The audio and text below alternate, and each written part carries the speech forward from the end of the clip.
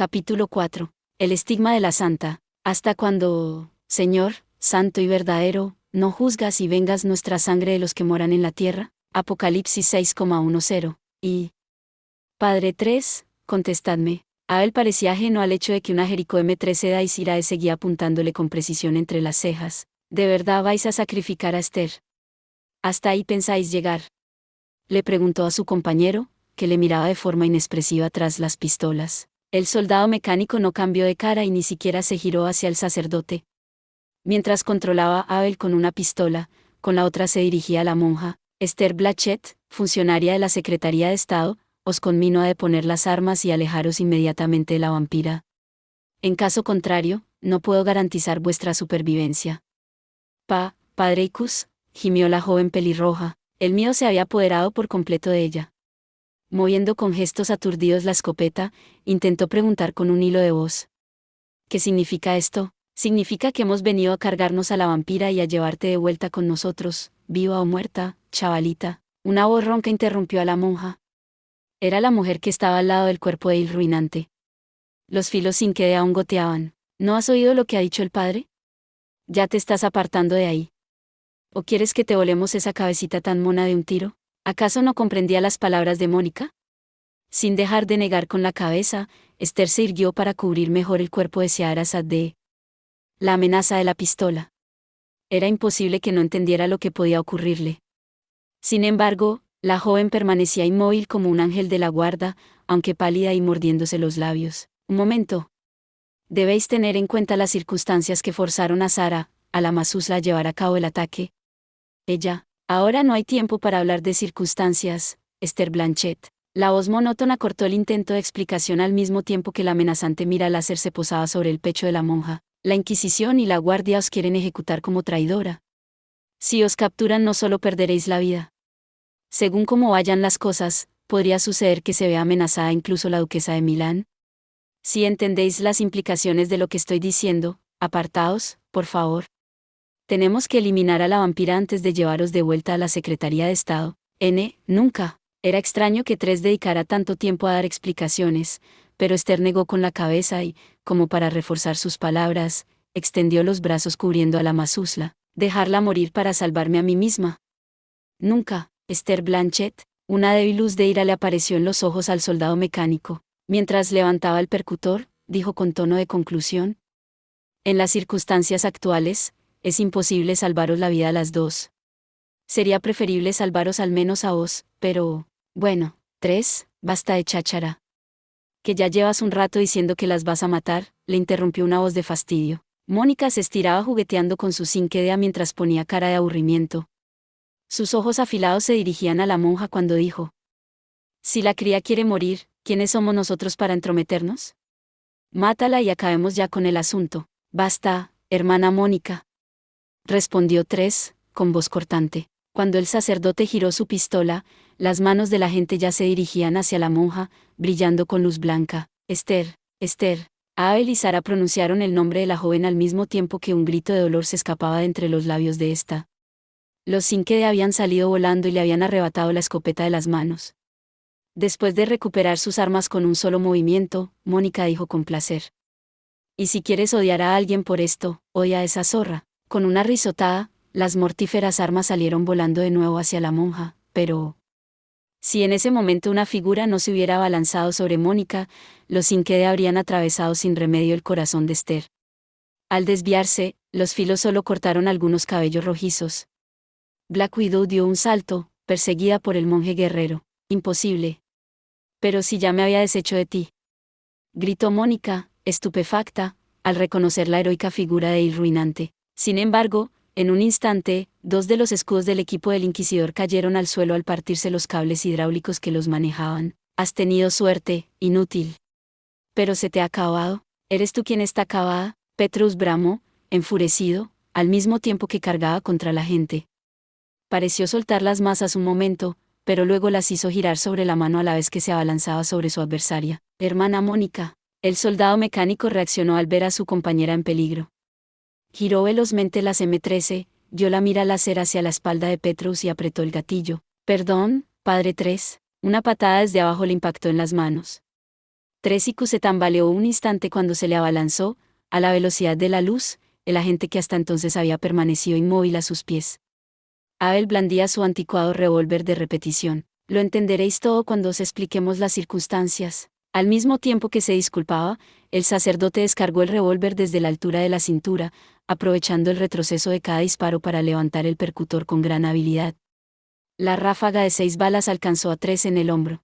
La piel artificial de macromoléculas y el líquido de transmisión, que actuó como protector, amortiguaron el impacto de los disparos. Ni una sola de las balas penetró al interior del soldado mecánico. Sin embargo, la vibración producida por el choque de los 6 tiros superó las capacidades de los sensores de equilibrio. Después de oscilar de forma violenta, 3 cayó al suelo. ¿Cuán largo era, Esther? Siarasad. Huid ahora, gritó Abel, recargando su arma, mientras la Masus la ayudaba a sostenerse a Esther, que se frotaba la mano dolorida. El sacerdote vociferó. Deprisa. Nosotros nos ocuparemos de esto. Gracias, padre, respondió Esther, pálida. Pero ide con cuidado, por favor. No os arriesguéis demasiado. Que digo que deprisa. Una vez que lo hubo recargado, Abel dirigió el revólver hacia el sacerdote caído. O, mejor dicho, hacia donde se suponía que éste debía haber estado. Pero, donde sea, si al oír el eco de los percutores al levantarse no se hubiera arrojado de forma instintiva al suelo, la descarga habría agujereado a Abel por la espalda. Como si persiguiera la figura del sacerdote que rodaba por el suelo, un cráter enorme se abrió en el asfalto. Al ver cómo las 2 muchachas desaparecían dentro del vehículo blindado, la mujer con hábito de sacerdote chascó la lengua. ¡Mierda! Que se nos escapan las niñatas. Poco a poco, el vehículo de 6 ruedas empezó a vibrar, como una ballena que se desperezara, y a echar humo por el tubo de escape. Si se les escapaban se verían en serios problemas. Mientras esquivaba el ataque de la Screamer, Mónica gritó. Epa, Icus. Te dejo a estos 2 mamarrachos para ti. Yo perseguiré a las mocosas. ¿A quién has llamado mamarracho? Aulló Petrus, indignado por la insolencia de la mujer al hablar así de un adversario tan poderoso como él, mientras blandía las masas y apretaba los dientes con rabia. ¿Quién es un mamarracho? ¿Quién? Tú, inútil. Y deja de dar tantas vueltas con eso, que vas a romper algo. La hermana Mónica se dirigió con voz burlona al inquisidor al mismo tiempo que daba un salto. Por muy potentes que fueran aquellas masas, no le podían hacer nada si no la tocaban. Siguió esquivando sin dificultad los golpes, hasta que, había notado algo en la espalda. Sin darse cuenta, la mujer había ido retrocediendo hasta quedar atrapada entre una pared y la sonrisa cruel de Petrus. Ya te tengo, estúpida. El propósito de aquellos golpes exagerados había sido, pues, cortarle las vías de retirada, nada más. Una vez que vio que su rival había caído en la trampa, el ruinante se dispuso a dar el golpe de gracia. Pero quien gritó entonces fue Petrus, acompañando con su voz el ruido del asfalto, que se quebraba. Pero qué. El ruinante se quedó atónito mirando cómo sus masas estaban clavadas en el suelo. Las armas no presentaban ni una gota de sangre. Solo brillaban con luz blanca, como si las hubiera pintado con pintura fosforescente. El golpe mortal había atravesado a la mujer como si fuera un espejismo. ¿Qué broma es esta? Luego no digas que no te he avisado. Mira que te he advertido de que ibas a romper algo. Con aquellas palabras sarcásticas, la hermana Mónica se empezó a hundir en la pared. Mirando cómo desaparecía la gente tal que una aparición, Petrus preguntó, como si recordara algo. ¿Atraviesas la pared? Eres hechicera. En cuanto volvió en sí, el inquisidor lanzó un nuevo golpe con sus masas, pero ya era demasiado tarde. El impacto convirtió la pared en un montón de cascotes, pero ya no había ni rastro de la mujer. Maldita sea, se me ha escapado, murmuró, frustrado, mirando cómo las piedras brillaban con luz fluorescente. Mientras observaba las luces traseras del vehículo blindado que se alejaba en la noche, torció el rostro con preocupación. Incluso para una vampira, enfrentarse a un monstruo tal, no puede ser. Nitroat, hay que reunirse inmediatamente con Blanchett. Rugió, girándose hacia su compañero.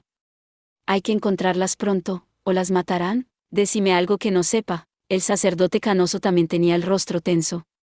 Escudado tras un vehículo blindado, flexionaba las piernas como dispuesto a saltar mientras recargaba el arma. Sin embargo, si se hubiera movido en aquel momento, habría acabado hecho picadillo sobre el asfalto. Al otro lado, entre 2 camiones estacionados, le observaba un dios de la muerte. Las luces rojas de las miras láser montadas en sus pistolas de combate mordían la noche como monstruos hambrientos. Cualquiera habría visto que en aquellas condiciones era imposible salir de su cobertura sin tomar precauciones. Mierda. Así, masculló Abel, sacándose las balas del bolsillo. Sabía que si aquello se convertía en un duelo de potencia de fuego tenía todas las de perder.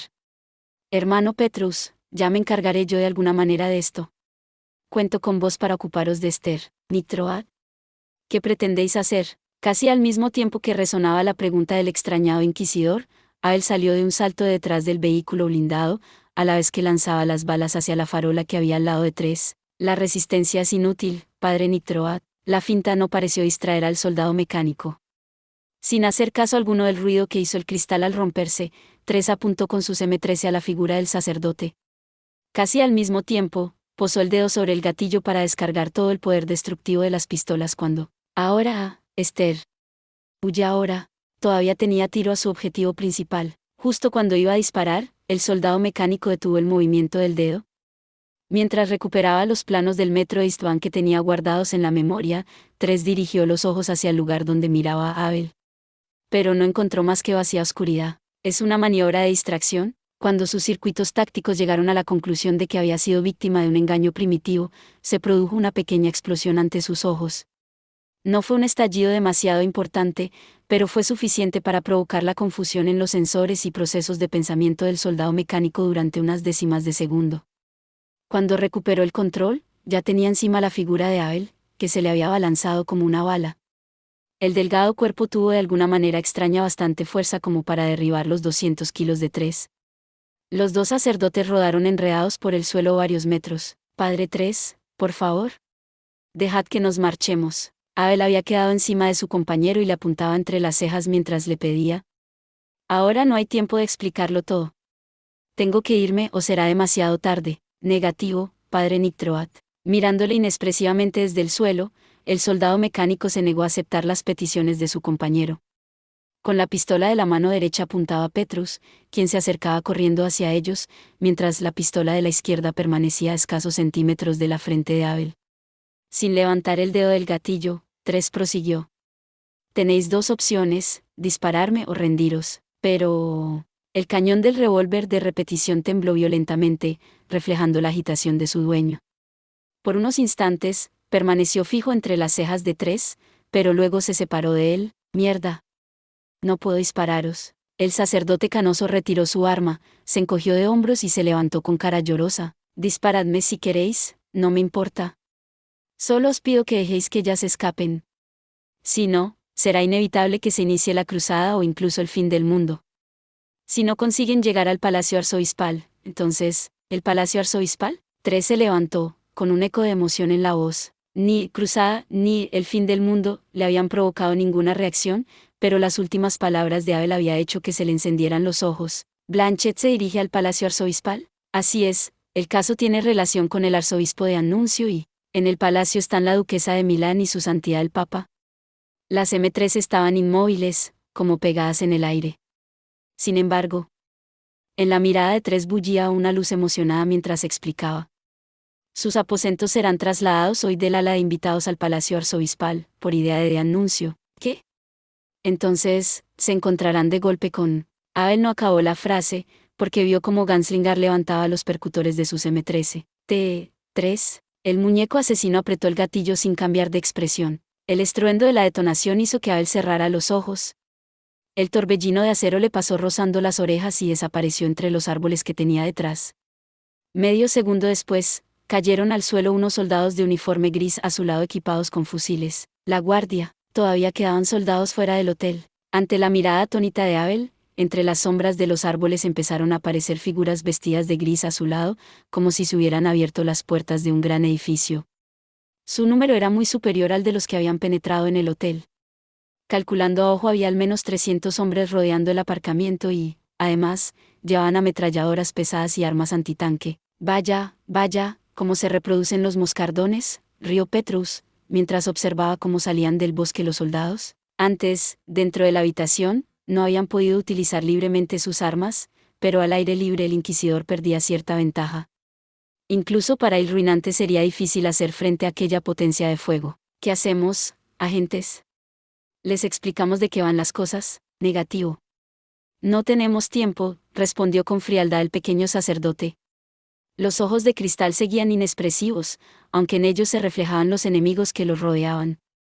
Tras apartar a un lado sin dificultad a Abel mientras se levantaba, Ganslinger recargó sus armas. Cuando se oyó el ruido seco de los nuevos cargadores fijándose en las pistolas, el muñeco asesino murmuró: primero, me desharé de este obstáculo.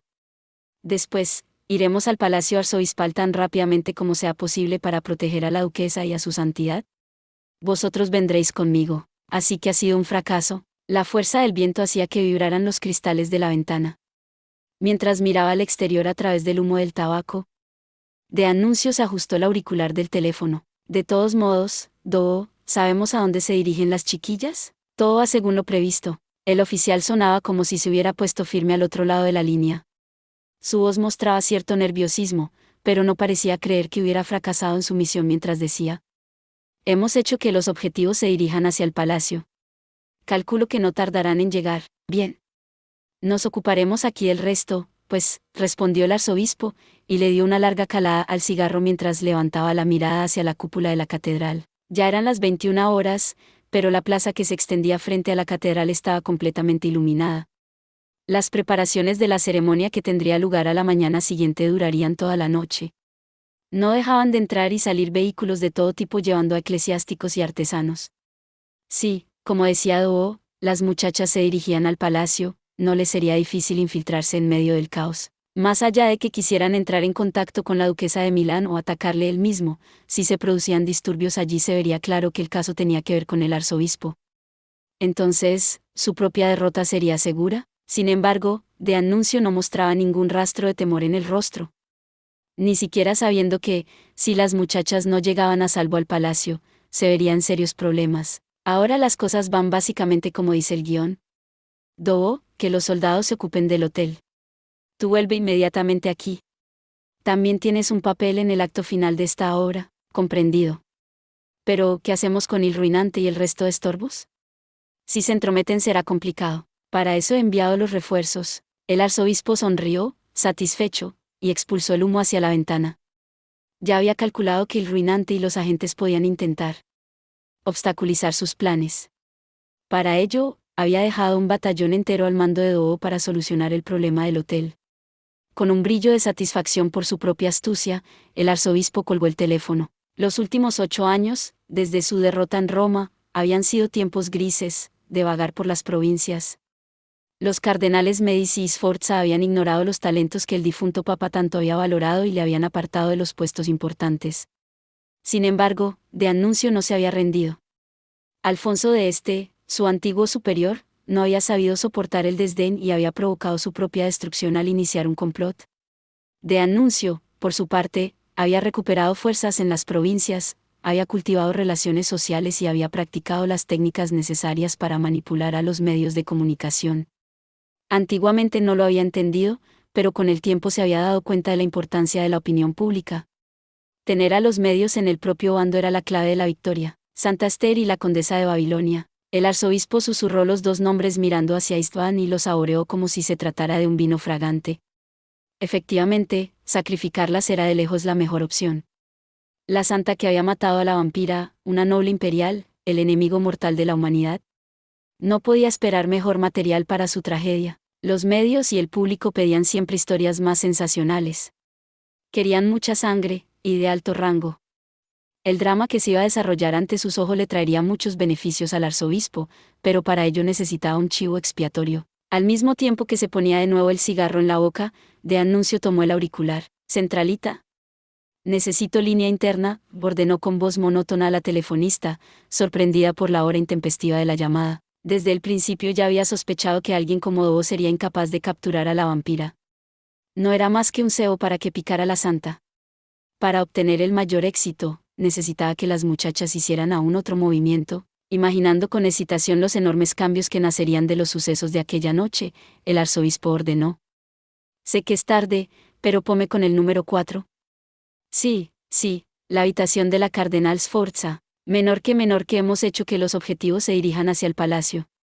Calculo que no tardarán en llegar, mayor que, bien. Nos ocuparemos aquí del resto, pues, mayor que.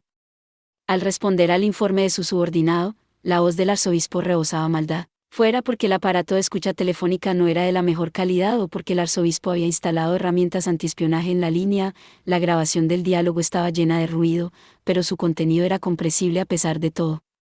Serviría perfectamente como prueba para el informe cuando todo hubiera acabado.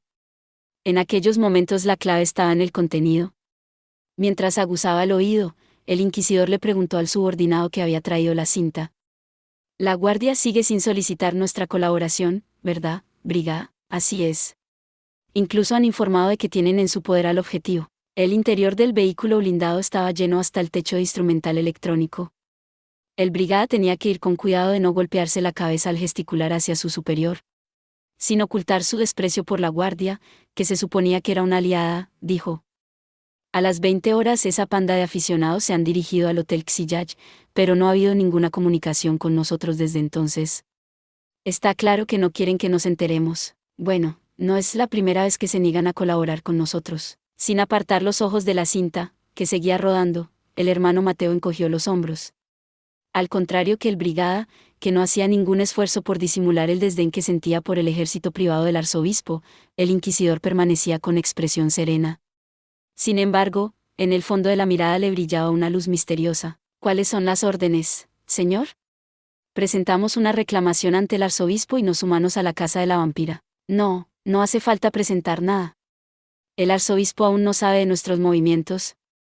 Que los pelotones especiales sigan fingiendo que están buscando a la vampira. Sonriendo levemente, el hermano Mateo detuvo la cinta. Extrayéndola cuidadosamente del reproductor, la metió junto con el resto de documentos en un sobre y se lo entregó a su subordinado. Graba 2 copias y haz que el original llegue a manos del cardenal Medici. Después di a los equipos de mantenimiento que pongan a punto el Uriel. En 10 minutos tienen que estar en marcha todas las unidades. Eso es todo por este video. Espero que hayas disfrutado de la narración de esta emocionante novela web o ligera. Si te gustó el video y quieres ver más contenido como este, te invito a que te suscribas y le des me gusta al video. De esta manera, me ayudas a crecer y a seguir compartiendo historias emocionantes contigo. No te pierdas ningún video más. Gracias por tu apoyo.